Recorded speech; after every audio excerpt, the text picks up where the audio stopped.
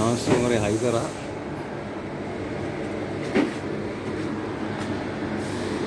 මේකේ තියෙන අමුන් විදියනේ. ටයිමරේ තියෙන අමුන් විදිය දාලා. මේ විදියට තමයි අමුන්නන්න දෙන්නේ. මේ කන්ටැක්ට් එකක් හරහා දීලා තියෙන්නේ. කන්ටැක්ට් එකක් තියෙනවා.